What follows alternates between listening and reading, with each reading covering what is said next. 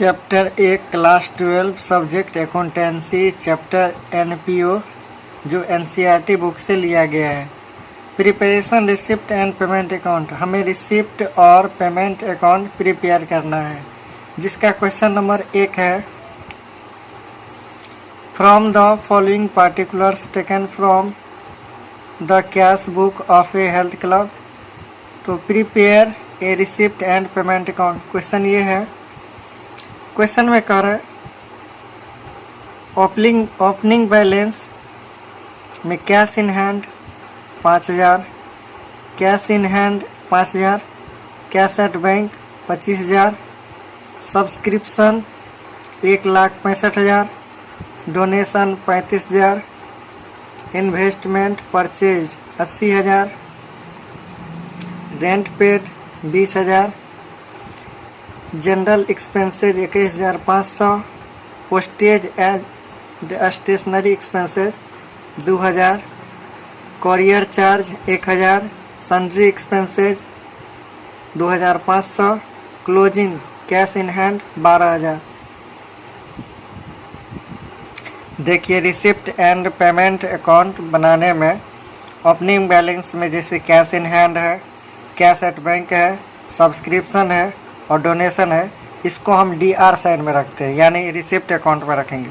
और पेमेंट में अकाउंट में हम रखेंगे investment purchase, rent paid, general expenses, postage and stationery expenses, courier charge, sundry expenses, closing cash in hand को हम इधर में रखेंगे, मतलब पेमेंट अकाउंट में रखेंगे। रिसिप्ट में देखिए हमें cash in hand, cash at bank, subscription, donation, इनको जो हम डीआर साइड में इसलिए रखते हैं क्योंकि ये जो हमने दे दिया सब्सक्रिप्शन वो वापस आने वाला नहीं है।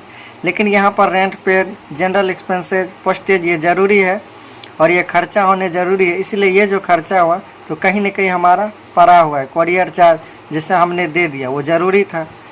तो अब हम तैयार करते हैं रिसिप्ट एंड पेमेंट अकाउंट। चलिए क्वेश्चन सॉल्व करते हैं। तो सॉल्यूशन पहले हम ऊपर में हेडिंग लाइन में लिखेंगे in the books of health club, क्योंकि हेल्थ क्लब से लिया गया है। तो ये है रिसिप्ट एंड पेमेंट अकाउंट। इस साइड में हम डीआर लिख देते हैं और इस साइड में सीआर, ये नाम और ये हो गया जमा। तो इस साइड में रिसिप्ट अकाउंट, इस साइड में पेमेंट अकाउंट। ये रुपीज़ डॉलर का चिन्ह है, क्योंकि रुपीज़ लिखने में ज़्यादा टाइम लगता है और जगह भी अधिक लगता है, तो इसलिए हम लोग शॉर्टकट में रुपीज़ ही लिखना बेहतर समझते हैं।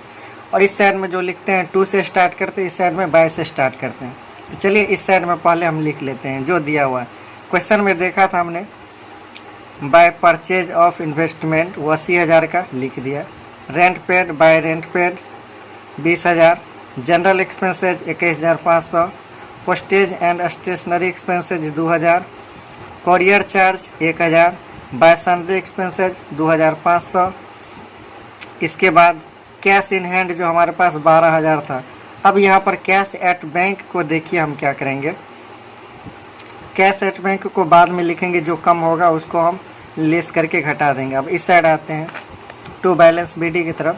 तो बीडी में लिखते हैं cash in hand 5,000, cash at bank 25,000, to subscription 1,65,000, to donation 35,000।